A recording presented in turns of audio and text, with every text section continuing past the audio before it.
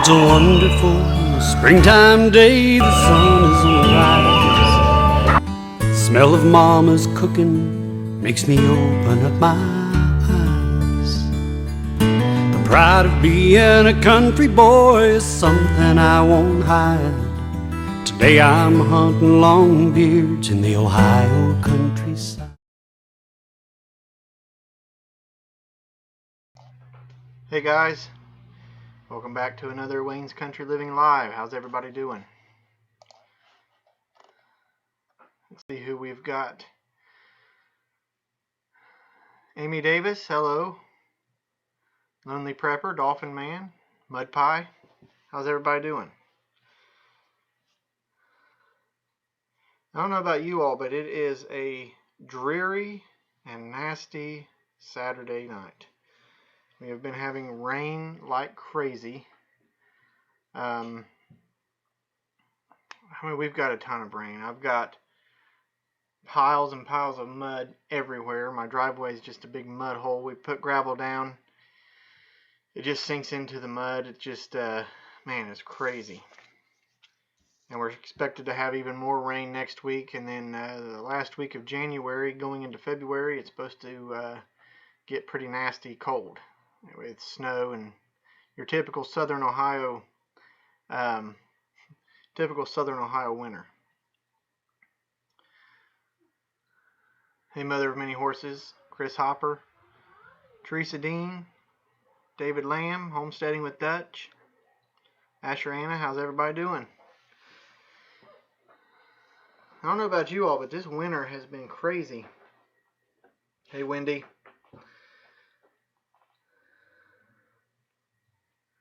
This winter has been crazy. It's been like a roller coaster. It's been either really, really cold or really, really warm. There's not really been an in-between. Not sure which is worse, knee-deep snow or knee-deep mud. I go with mud. Mud or snow I can deal with. Mud is just, man, it's nasty. And then when it eventually does dry up, then you've got ruts and holes and stuff you've got to deal with. And man, I think I'd rather have snow. Chris Hopper, how far do you live from Janol? I live 30, 35 miles, maybe 40 miles. But I work down there really close to where he's at, so I'm probably only about 15, 20 minutes away from him where I work at. So, hey, Simply. Hey, Ricky Wallace.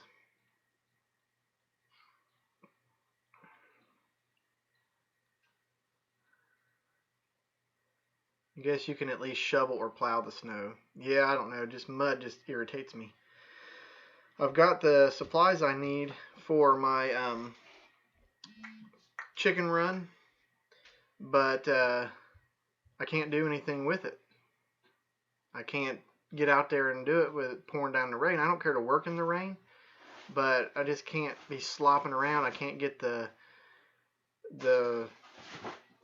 can't do it the right way with all that mud, I guess I should say.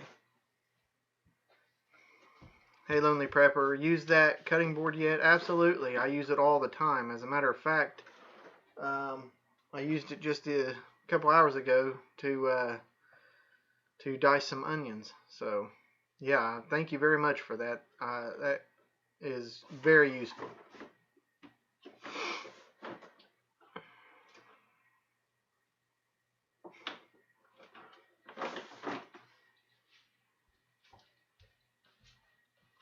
We had some pretty, I wouldn't say significant snow. Our first snowfall, I guess you could say, it was only a few inches. It didn't really do much, but usually we get our bad snows towards the end of January into February is when we normally get hit pretty bad. And it's just typical Southern Ohio winter, but normally it's colder than this in January. Normally it's not, 40, 50 degree. Next week it's going to be rainy and in the 60s most of the week. It's just crazy. No wonder the hunting and trapping season has been a bust because this weather's been nuts.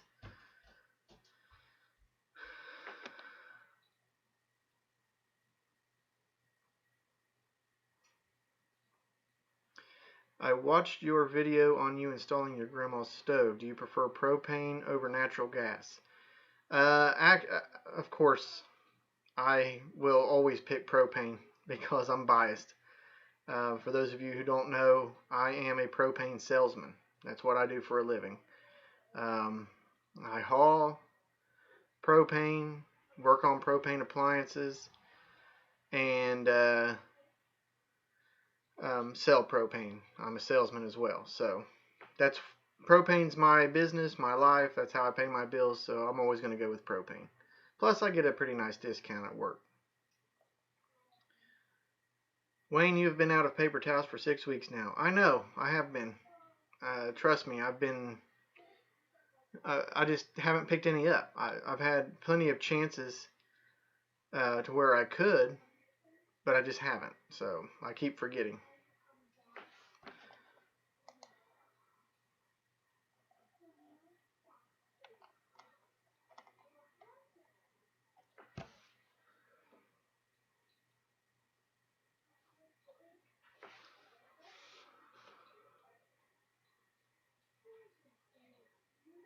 Hey, BC Truck, how's it going?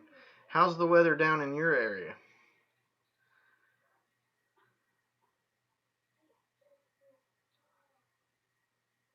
Kaysen, I think that's how you pronounce your name. Kaysen or Casson? If you give me a choice between anything and propane, chances are I'm always going to pick propane. Even for heating, most homesteaders and country folk like wood heat, and I do too. I love wood heat. However, I don't have time in the winter for wood heat. I just don't. I'm constantly working. About the weekends is the only time I'd be able to feed a wood stove, and I'm just not going to install one because, for one, propane is readily available. I get a very good discount, and I don't have to go out and collect firewood and season it and all that stuff. So propane's my heat of choice.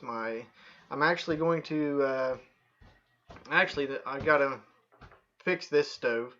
The igniter went out in the oven, so I've got one. I just gotta put it in. I'll probably make a video about that. But eventually I'm gonna put a propane water heater in and a propane clothes dryer. Anything I can do to avoid paying an electric bill. How's the chickens and rabbits? Chickens are doing good. Elvis, my rooster, died. He just got sick and got weak. I thought he was coming out of it, but he ended up passing away. So I've still got roosters in there, and I know somebody that said they'd give me a rooster if I needed one. Because for those of you who don't know, I like to hatch out some biddies. I'll probably start a little bit earlier this year. I don't know. I might, if I can start getting eggs. I have not had one egg laid at all in 2 months. Not one. And so, I don't know.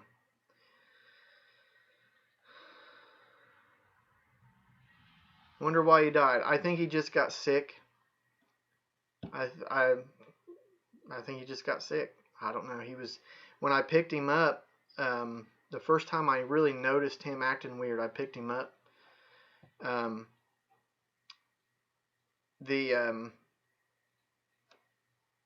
I felt him, he was really, really light and really, really, really skinny.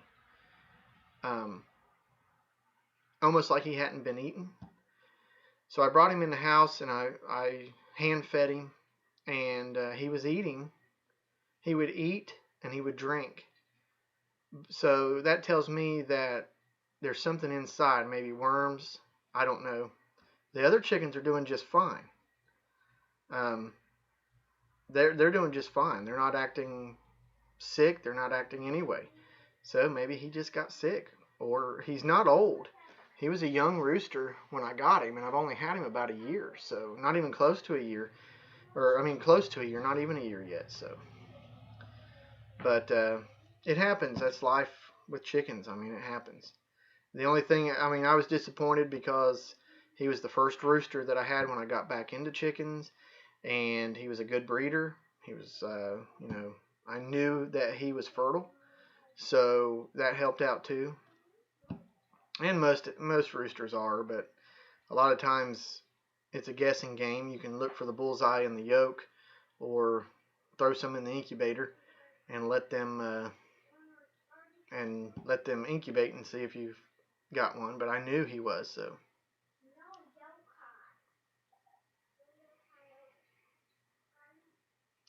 Having a small wood stove is a godsend when you are remote, snowed in, and the propane truck cannot get to you. I agree with that. Yeah, if you're in an area where if you get snowed in and you know that a propane truck cannot get to you when it snows, it's always good to have backup heat. Or get you a bigger tank, and when it snows coming in, have your propane company come and fill your tank. You wouldn't believe how many people wait until they are completely out of gas, completely out of propane before they call and order it. That's not a good idea. For one, it's dangerous to let yourself run out, and for two, you're going to be cold for a while because there's people ahead of you.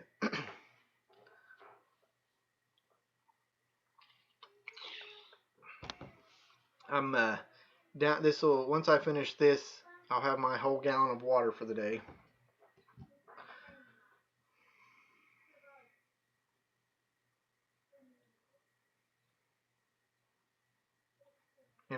Just lost a rooster, also impacted crop.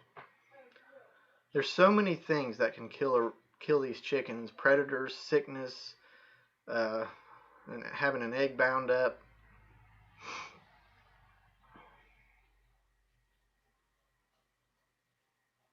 And sometimes animals just die.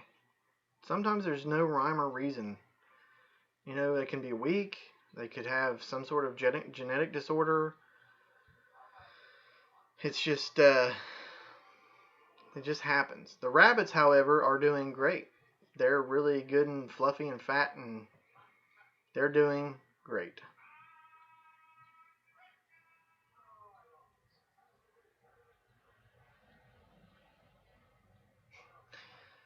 Wayne, with all that water drinking, we better not be having you trotting off to the loo. I drink a gallon every day, so I'm getting used to it.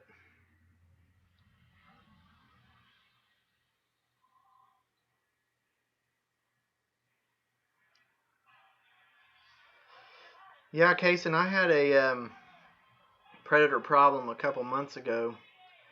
A raccoon. Well, had two actually. The first time I had a possum get inside the run and just decimate over half my chickens. It was really disappointing because I spent all that time I incubated them, I raised them, and got them ready to go, and a possum comes in and kills them. And possums, I don't know where you're at, but around here, they'll kill them, and they might eat part of the leg, part of the breast, but then they just kind of leave it, and it's a real gruesome kind of thing. I mean, they don't take the animal with them. They kill them where they sit and gnaw on them for a little bit until they get full, and then they're off. But I trapped two possums, and I haven't caught any more. So I think that I had a possum problem here. I mean, I've probably, since I've lived here, have trapped 20, 25 possums maybe. I don't know.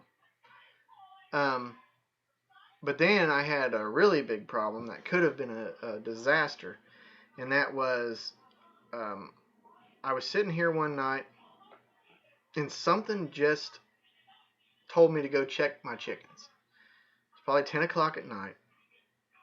So I walk off out there with my flashlight, and the chickens, I opened the door. The chickens looked fine. They were up on the roost doing what chickens do at night.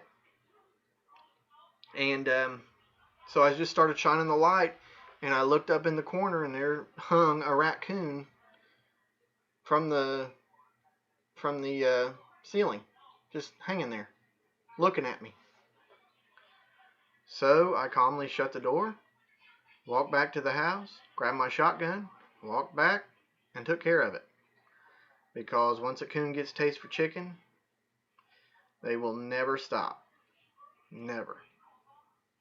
Once they come in and they know where the food's at, they will never stop. And so I took care of it. Luckily, I haven't had any more coon problems that I know of. And I buttoned up the run the best that I could. But, it happens. Predators happen. It's just, that's why, a lot of people will let their chickens just roam free.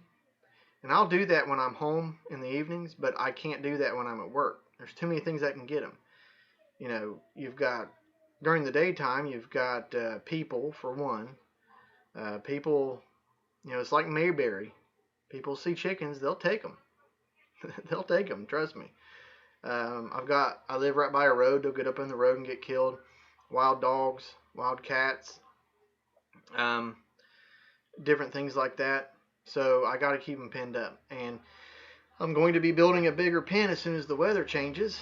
At least gives me, I was going to do it today. I had every intention on doing it today, and it just poured the rain all day long.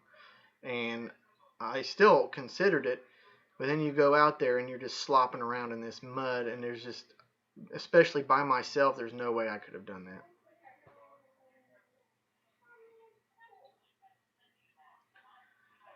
Good to know we have ours down here in chicken tractors, so they get moved every day. Now we had to layer down welded fence on the perimeter in pieces and just move them when we move coops. I don't mess with chicken tractors. I put them in, I build a run, and that's their run. I let them out of the evenings, out of the run, so they can go and get some fresh grass and fresh bugs and stuff like that, but I don't mess around with having movable chicken tractors. Not that there's anything wrong with that, because there's not. That's great, to each his own. I just don't like messing with them. So how I'm going to do my chicken run is almost the same way that Janol did his pheasant run. I'm going to run the, I think it's 2x4 welded wire in a 25 foot sections. So it's going to make a square about 25 feet on each side. And that'll give them plenty of room. And it's 6 feet high, so I'll be able to get in and out to go into the run in case I need to for whatever reason. And it's going to be a lot more secure than that stupid chicken wire. I can't stand that stuff.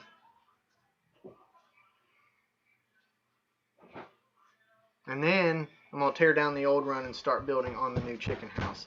And I've actually got some things planned. I'm planning on maybe putting in an automatic watering system. I've gotten a few ideas. I just haven't figured out how exactly I want to do it yet.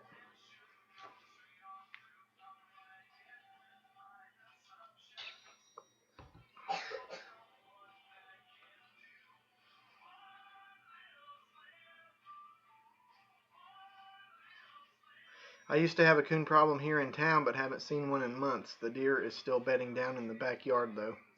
Yeah, I've got deer out in the field just about every evening. There's probably some out there right now.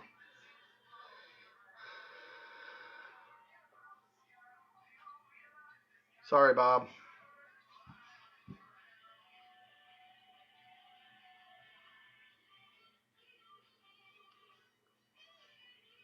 So, we are getting close to 2,000 subscribers. So as soon as I hit that 2,000 subscriber mark, I've got some stuff to give away. And I'm really excited about it.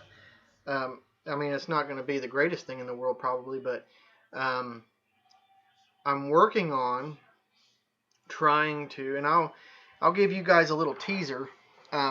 the song that it's played on my channel trailer, as well as on my intro, Hills of Ohio, written by Howie Dameron.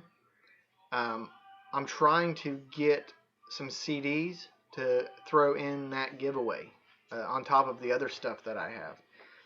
So that's a little teaser. I'm trying to get that. I hope I can get that.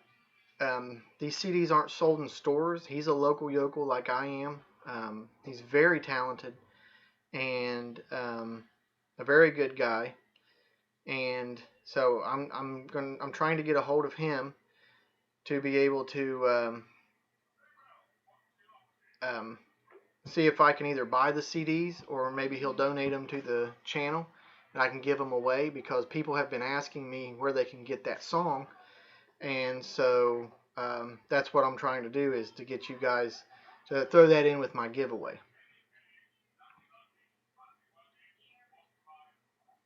Wayne, do people ever use an extra propane tank so to have a backup?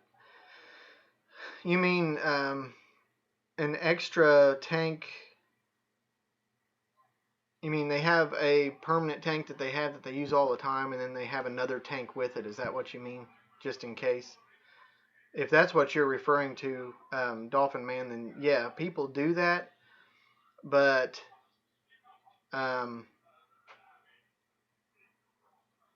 people that own their own tanks do that, I should say, most of the time.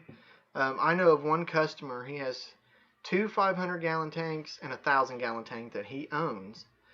And that gives him an equivalency of 1,600 gallons for one household, for 2 people. And he never uses that much in a year, ever. I mean, he could probably go 2-3 years, maybe. But he did it for backup. He did it for prepper, being a prepper. He's preparing. He fills up every summer, and he probably only takes maybe 500 gallons every year, but he's got a 1,600 gallon equivalency with all his tanks.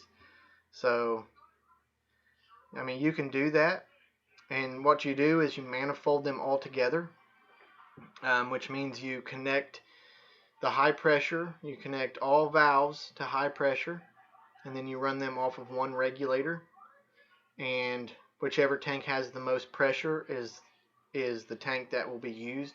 So all the tanks should go down at the exact same time. They're not going to be quite exactly equal, but they'll all go down at the same time. So it's like having a 1,600 gallon tank. Now if you were to have 2 500 gallon tanks manifolded together, that's the equivalency of a 1,000 gallon tank, which will give you about an 800 gallon equivalency. And so they will all go down together. And yeah, there are some people that do that. Now with us, if you don't own your own tank, there's not a whole lot of people that do it with the company owned tanks that we set. So, but yeah, you can do that.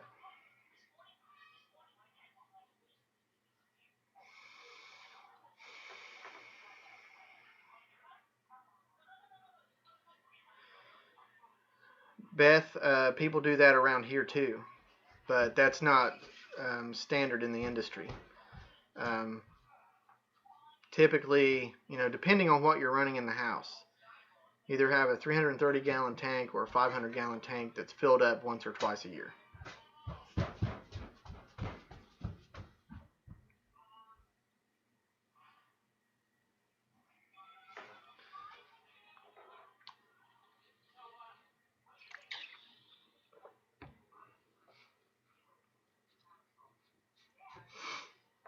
Brenda, a propane generator is awesome.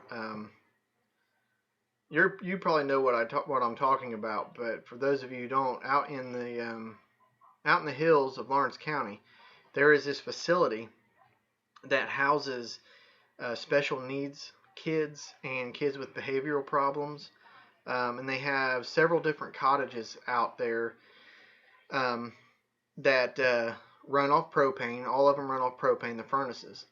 But they also have propane generators attached to every one of them. So when the electric goes out, the generators kick on, and it keeps the furnace's electrical part going, as well as the lights and stuff like that.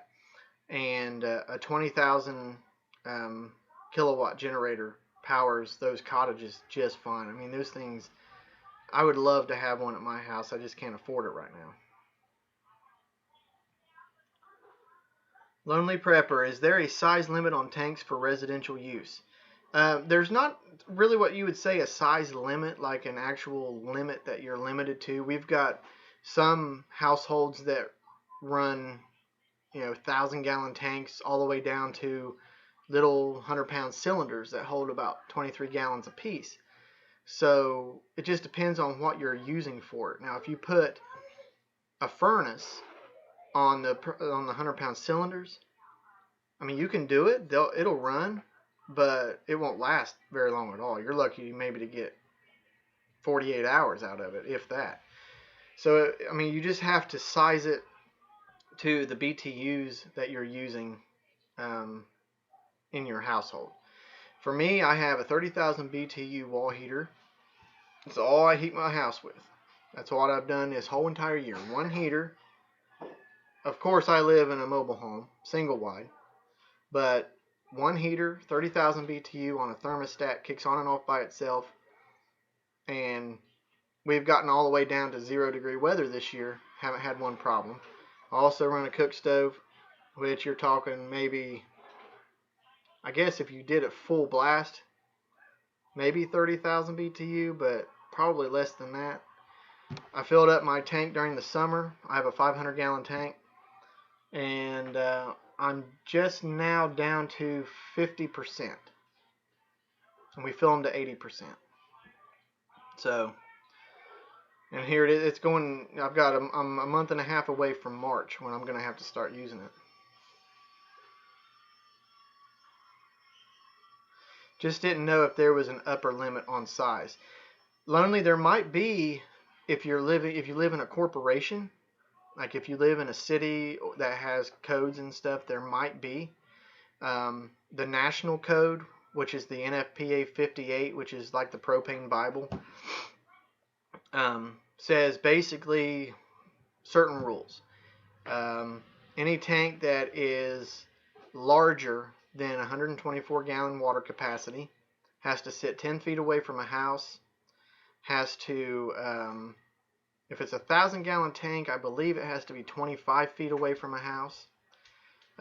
Normally they have to be 10 feet away from a property line, but that's more of a neighbor dispute problem if there happens to be one. Hey, baby. And there's, line limit size and stuff like that. But as far as the actual size limit of the tank, I couldn't imagine, you'd put a 20,000-gallon tank in your yard. You'd have to have that set with a semi-crane. But really, no. As far as I know of, unless you live in a corporation, I don't think there actually is a limit. We've got small residences running on 1,000-gallon tanks. I know of one house that's running on 2,000-gallon tanks. But this place is a huge doctor's mansion. So, I mean, he uses it too. So, no, I mean, most of the time, most residential areas don't go with anything bigger than a 500. In this area anyway, I should say.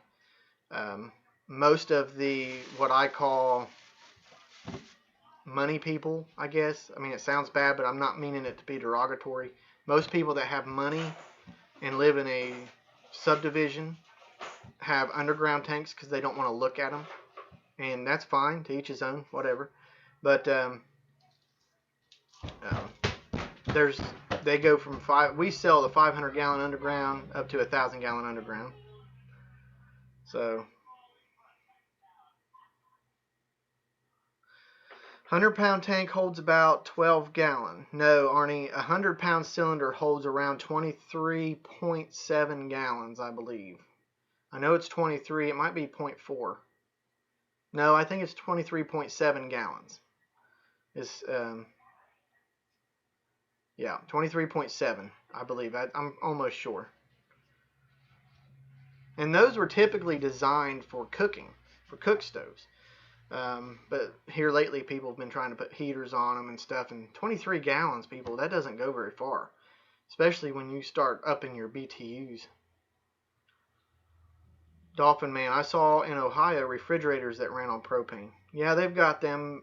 You'll find them more common in RVs, um, campers, stuff like that.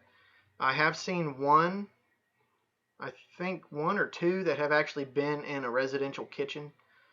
Yeah, and it's weird because you have to generate heat in order to make your refrigerator cold. It's kind of an oxymoron, but yeah, that's they do have propane refrigerators.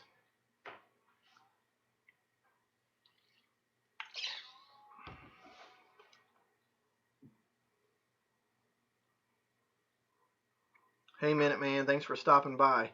It doesn't pay me to purchase my own. The cost to repair them and upkeep is just not cost effective for me.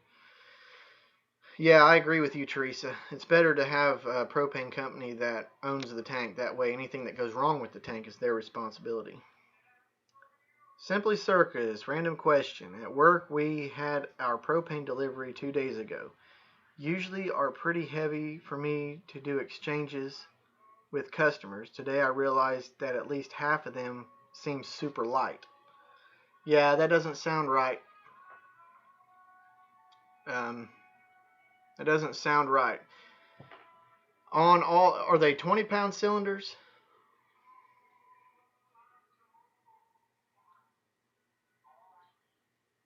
Tim Beverly, Google said a 100-pound propane tank holds 23.6 gallons of propane. Yeah, 23.6 something, something, something. So we round up to 23.7. We put 23.7 gallons in them. That's what we charge for. Simply Circus. Yes, 20-pound cylinders. Yeah, that doesn't sound right. They should.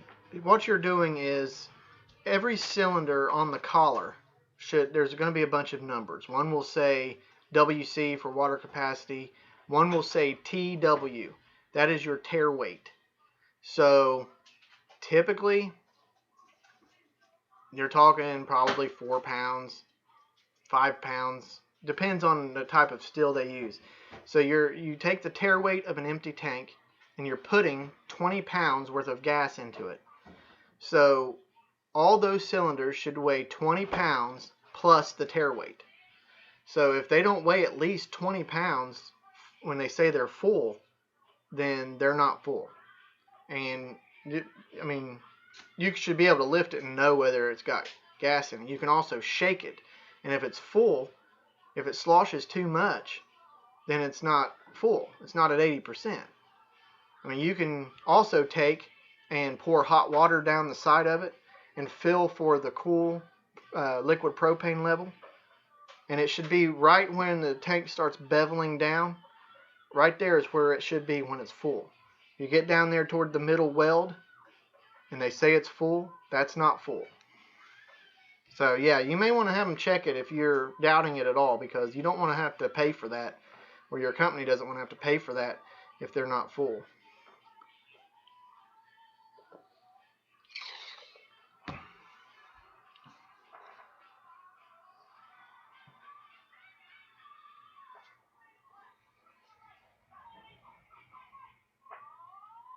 Hey, just me. Thanks for joining. I don't know how much you'll learn from me, but I'll sure give it a try. Hey, Freaky.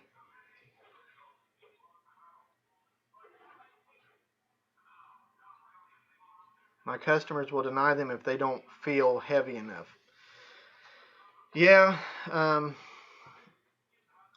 Does your cylinders come from a local propane company that does them all, like bulk tanks and cylinders, or is it one like Blue Rhino or something like that comes in a semi-truck trailer where they just kind of unload them?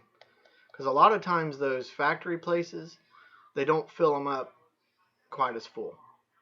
It's just, I've had a lot of complaints from customers that said they took them to an exchange station, like at a grocery store, and not only are they paying more because they've got to pay the middleman, but they're not getting as much propane in the tanks as they would if I would fill them at my plant. And usually what we do is if we're there, we fill it up on site and the customer watches us fill them. So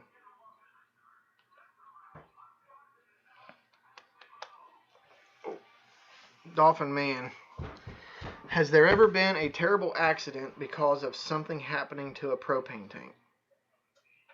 Unfortunately, yes. Doesn't happen very often because, to be honest with you, the propane industry was rated the second most safest industry in the nation because of all of our safety regulations, because of all the training we have to, by law, go through. But yes, there are accidents that happen. The worst one that I can remember happened about 10 years ago in a place called Gent, West Virginia.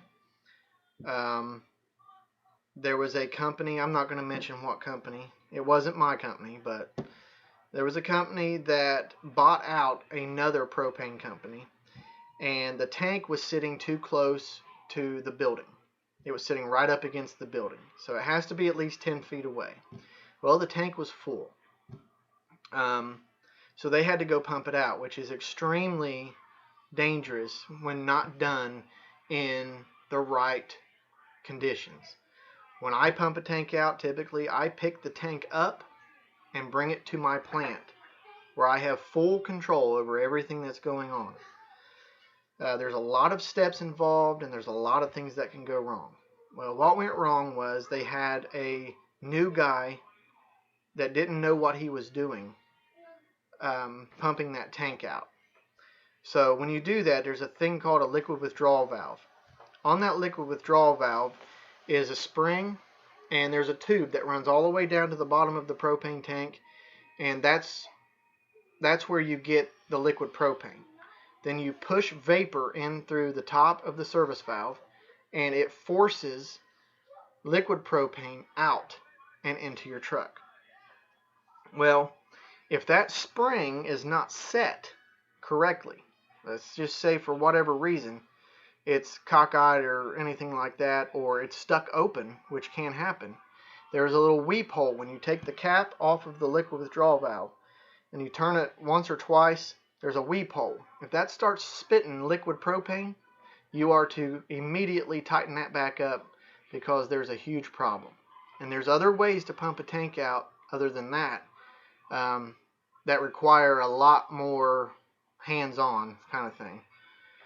But what happened was the new guy didn't realize about that weep hole. And so this place was a convenience store that also was a pizza shop. And what happened was he took the cap off and liquid propane started shooting into the eaves of that building. And as it went into the eaves of the building, it just went up into the attic. And propane's heavier than air, so eventually it started settling down into the store. Then what happened was that propane was ignited by the pizza ovens. It completely demolished that store. People did get killed and people did get hurt. Since that accident, there have been even more safety regulations and safety training and stuff like that required, which is great. I never, ever, ever balk against going to a training meeting. And so since then, the industry has gotten even safer. Another thing that, there's another thing called a BLEVE. What that is boiling liquid, expanding vapor, explosion. So what happens with that is, let's say a propane tank's on fire. Let's just say it's on fire. As it's on fire, heat starts to build up inside that tank, which builds up more pressure. The more heat you have, the more pressure you have inside that tank. What happens is there's a pressure relief valve that as the liquid builds up, it shoots off the pressure relief valve like it's supposed to. Well, if the tank is full, that's good. That's what you want it to do. And it'll shoot a huge flame about 30 feet in the air, and then it'll stop. Well, what happens is it keeps doing that until you put the fire out on the tank. You need to keep the tank cool. Well, it keeps doing that. As each time it does that, that liquid level drops farther and farther and farther and farther. Eventually, there's going to be more vapor in that tank than there is liquid, which means that as that fire is burning, there's nothing left to escape because vapor will not escape out of the pressure relief valve. Then what happens? The steel starts to become compromised and the tank explodes. That is a BLEVE. That is a very, very rare occurrence. Very rare. It does not happen very often. I don't even remember the last time it happened. Fire departments around the country are trained to know what to do in the event of a propane tank fire. Should that ever happen, which doesn't happen very often around here. But I think that's, I'm sure there's accidents here and there. Those are the two biggest ones that I can think of. And I can't even remember of an actual BLEVE that killed someone. But I think that one from Gent, West Virginia was probably the worst. Do the tanks, especially small ones, have to be hydrostatically, or what is it? Hydrostated on an age basis. Hydrostated. The cylinders are required to have, okay, let's say they come from the factory. From the date of manufacture, they have 12 years before they have to be inspected or recertified. These are, I'm talking about DOT cylinders. Any cylinders like 20 pounders, 60 pounders, 30 pounders, 40s, 124 DOT cylinders, anything like that. So they have 12 years before they have to be recertified. Then they have to be visually inspected every 5 years after that. Forever. Visually inspected. So the bigger bulk tanks, we refurbish them as they come in. We refurbish them. But they don't have to be hydrostated or anything like that. The bulk trucks do. The tanks on our trucks do. We call it a water test. They have to be every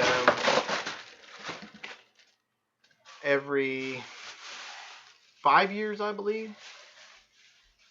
I believe it's every 5 years.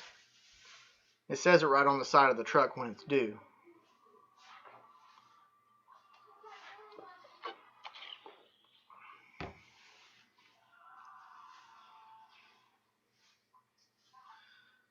You're welcome, Dolphin Man. Usually if I get started on propane, that's about the only thing I would consider myself a professional at. I could talk about it. I've been living the propane life for 10 years now.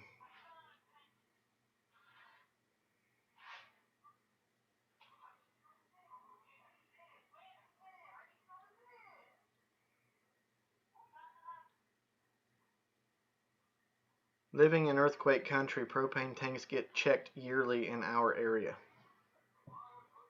Probably a good idea. Ricky Wallace, are the standards nationwide or state by state? I mentioned earlier the federal code that was NFPA 58.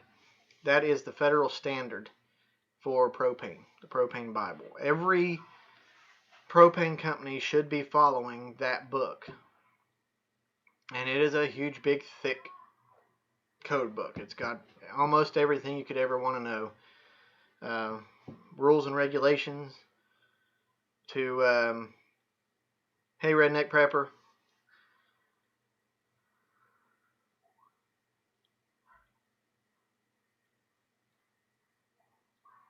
From rules and regulations to line sizing to how many feet the line should be, buried, or how many inches buried the line should be going from the tank to the house, stuff like that. Do propane tanks in a tornado explode? Not necessarily. It just depends on if something causes it, if it hits something, or, I mean, if it knocks a valve off, more than likely it's just going to evacuate the propane. You'd actually have to come in contact with some sort of flame, spark, something like that. If it were to go up in the air and get flung 20 miles and then hit the ground, it just depends on how much propane is left in the tank, and if it knocks a valve off and comes in contact with a way to ignite the propane. You can sit inside of a full propane tank. If you were able to, you could sit inside of a full propane tank, strike a lighter, and nothing would happen. Light a match, and nothing would happen. You have to have the right oxygen content in order to get a flame.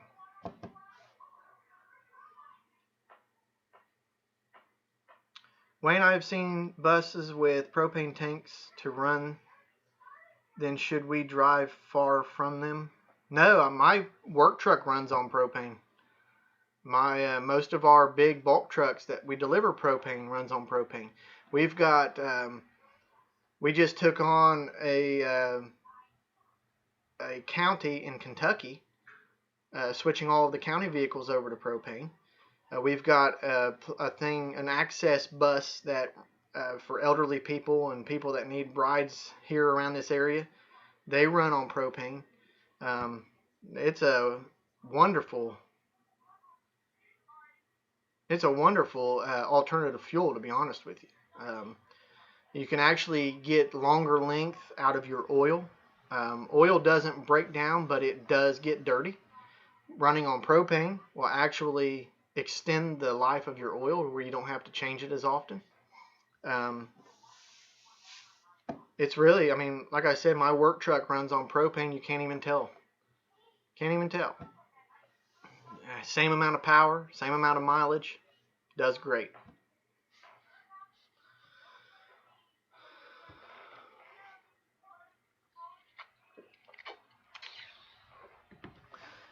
Susan, we had a 30-pound tank filled today and bought one of those stripes that show the level in the tank. Susan, I don't like those. They work maybe the first few months, and then they end up getting real dry and cracked and then very inaccurate. The best thing you can do is buy one of those weight gauges. It looks just like a fishing weight that you would hook a fish on to see how much it weighed, only it's made for propane tanks. And you can lift it up and it'll tell you full, close to full, empty. Those things work tremendous. Wayne, what do you think when you see children playing on tanks? Often, it's funny you mention that because I did the same thing when I was a kid. That was our, rocket ship or something stupid like that. It's not a good idea. There's really not much they're going to do to be able to hurt it. I really don't think they have the strength to knock a valve off. They might be able to break the line off the tank, but the thing that I would worry about the most is our tanks sit on concrete solid block. What would happen if they're up on that tank and one of the blocks sink, or it's already unlevel and they get up on top of it and the thing rolls? It could crush them. But as far as them doing anything that can hurt the tank, I mean, I don't know. I don't think they could do anything that would really hurt it.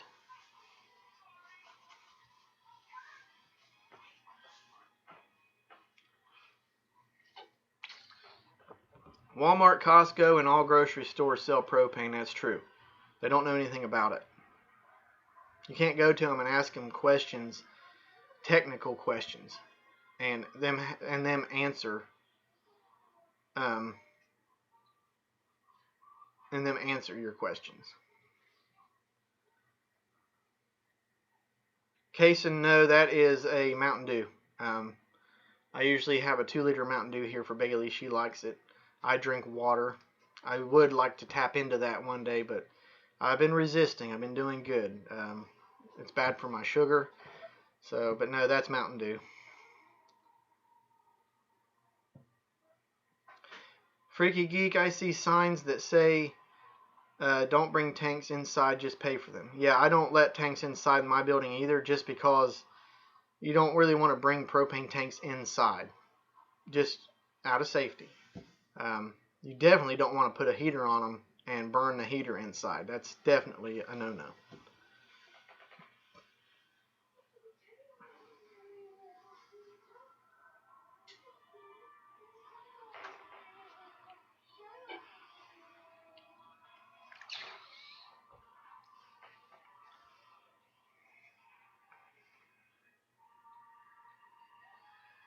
Hey, Catfish.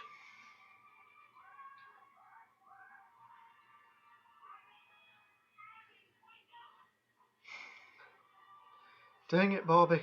That boy ain't right. Hey, Hilltown. You have no idea how many times I'm asked if I like the show King of the Hill. I am forever going to be associated with Hank Hill. Hi, Miss Steen. Is it Miss Steen or Miss Stein? Miss Steen? Or am I completely butchering it?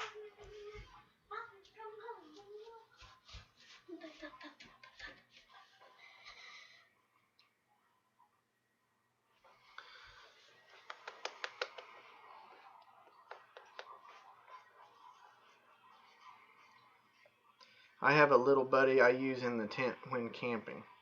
I'd be careful with that, Beth. That's not a good idea.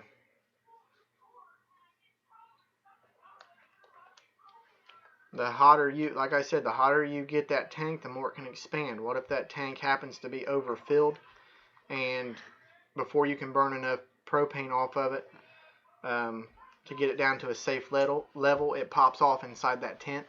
Then you've got pressure relieving out of the propane tank and an open flame. It's just not a good idea. I just paid $1.89 a gallon for an LP fill-up. That's a little high. We're $1.49 right now. I don't see us going much over that. Like I said, we've got a month and a half to go till March. Then the prices will start dropping. Right now in the heat, ironic, in the heat of the winter, in the middle of the winter, $1.89 isn't so bad. $1.95, Old Way Steve, that's pushing it. What you need to do is call around to a bunch of different propane retailers. Find out the price per gallon. But then also you must consider in that how good their customer service is. I would rather pay 20 cents more a gallon and have great customer service and a great fill up and not have to worry than to pay 89 cents a gallon and not know when I'm ever going to get my propane. A lot of times the better propane companies may charge a little bit more because they have the crew, they have the trucks, they have the equipment, they have the overhead, but they also have the customer service that's going to take care of you.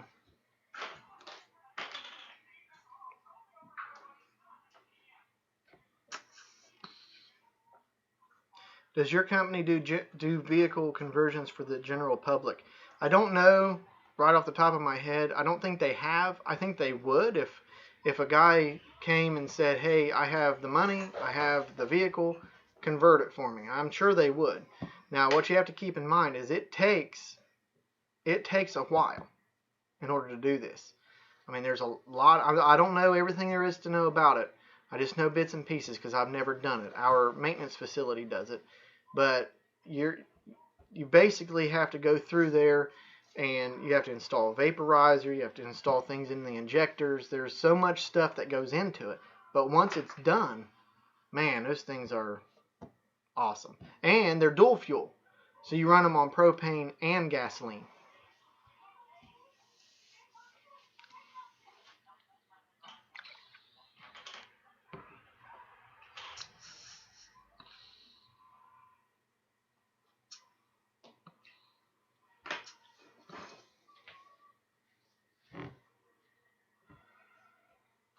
Oh Lord, it's 7:56. It's almost time for me to go.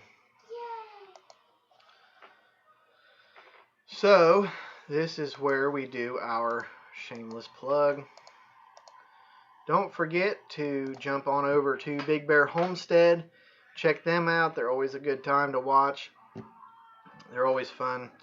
And check out the homesteadnetwork.com for show times and future updates.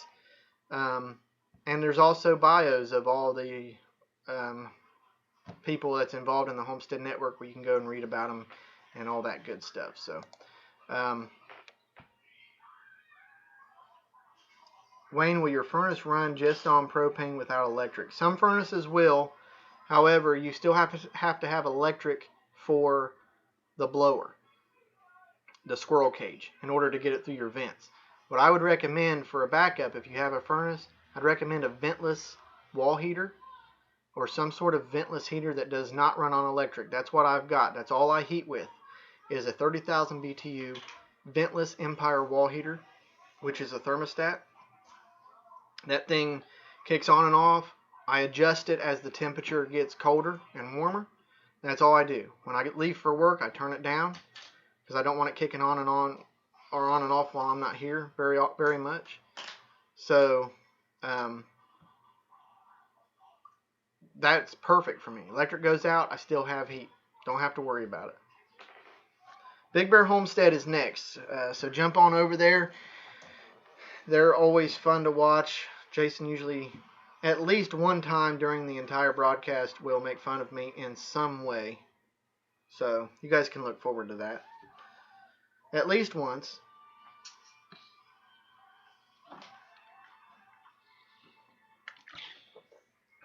But I want to thank you guys for Freaky Geek. Thanks for your time, Wayne. Hey, that's not a problem. Thank you guys. I should be thanking you. This is fun for me. This is a great hobby. You guys wanting to watch, thinking that somehow I'm interesting. Hey, that's great.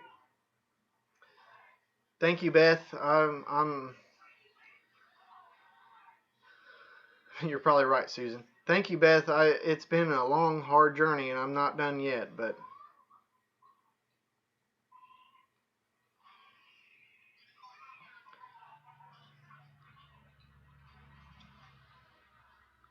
all right, so it's 7:59. I'm going to go ahead and jump off of here. Head on over to Big Bear Homestead. Watch Jason and Robin. Those guys are great. I don't know what they have in store for us today, but I am sure it's going to be interesting. So, thank you guys for watching, and I'll talk to you next time.